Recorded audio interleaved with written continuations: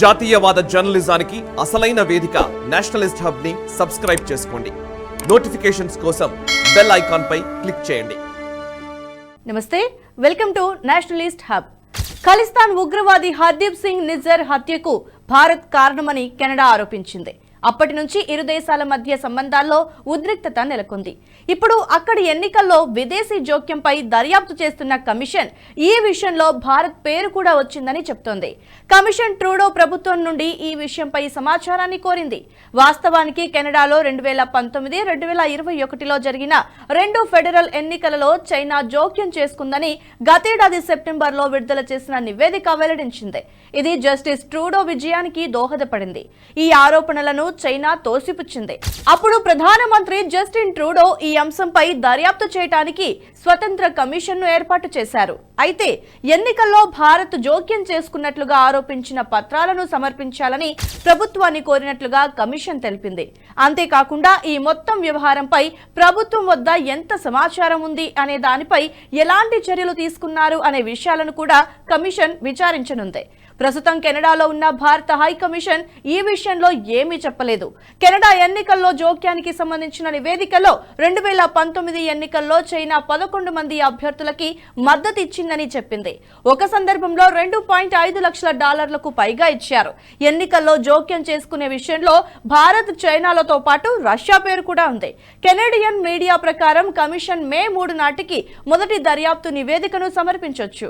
ఏడాది చివరికల్లా తుది నివేదిక రానుంది. ఇక ప్రాక్సీ ప్రచారానికి డబ్బులు ఇచ్చారని 2021 ఎన్నికల్లో కూడా చైనా దౌత్యవేత్తలకు ప్రాక్సీ ప్రచారానికి అప్రకటిత డబ్బు ఇచ్చారని మీడియా కథనాలు చెప్తున్నాయి. టొరంటోలోని చైనీస్ కాన్సులేట్ నుండి ఎన్నికల జోక్యానికి సంబంధించిన ఆపరేషన్ నడుస్తోంది. ఎంపీల వ్యక్తులను తమ కార్యాలయాల్లో ఉంచి విధానాలను ప్రభావితం చేయటమే దీని వెనుక ఉద్దేశంగా కనపడుతోంది.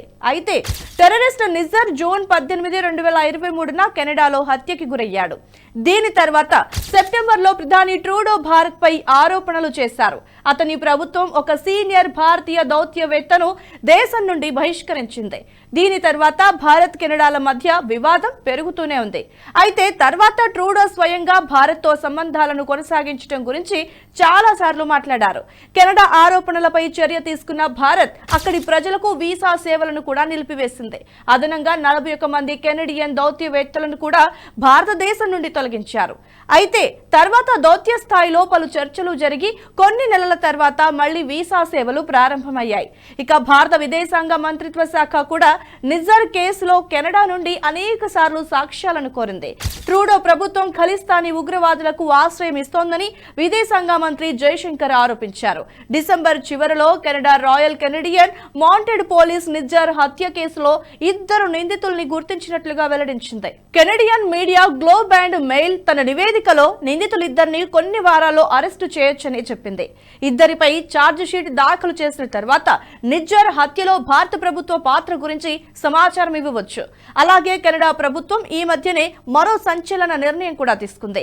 తమ దేశంలో ఈ సంవత్సరం అంతర్జాతీయ విద్యార్థుల అడ్మిషన్లలో 35% తగ్గింపును ప్రకటించింది.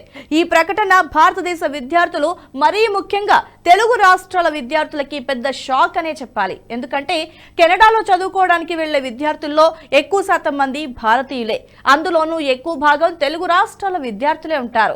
కెనడాలో అంతర్జాతీయ విద్యార్థుల అడ్మిషన్ పర్మిట్స్ విషయంలో వచ్చిన నిర్ణయంతో ఈ సంఖ్య తగ్గిపోనుంది. కేవలం 3.64 లక్షల మంది విద్యార్థులకి మాత్రమే పర్మిట్లు దొరుకుతాయి. గతేడాదితో పోలిస్తే ఇది 35% తక్కువ.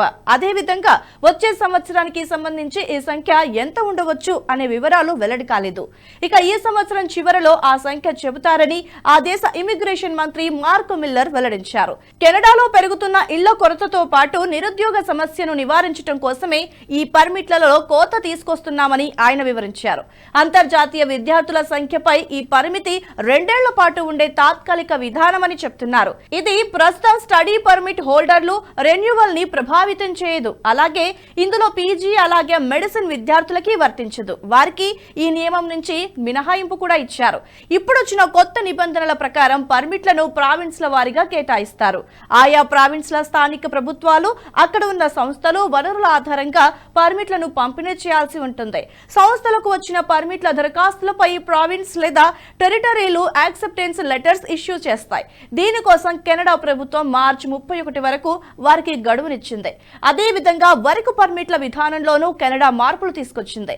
దీని ప్రకారం కరిక్యులం లైసెన్సింగ్ అరేంజ్మెంట్స్ కింద నమోదైన విద్యార్థులు ఇకపై పోస్ట్ గ్రాడ్యుయేట్ వర్క్ పర్మిట్ కి అర్హులు కాదు. మొత్తానికి కెనడా తీరు భారత్ ని ఇబ్బందికి గురి చేసేలా ఉండటమే కాకుండా అర్థం లేని ఆరోపణలతో బురద చల్లే ప్రయత్నం చేస్తున్నట్లు స్పష్టంగా అర్థమవుతోంది.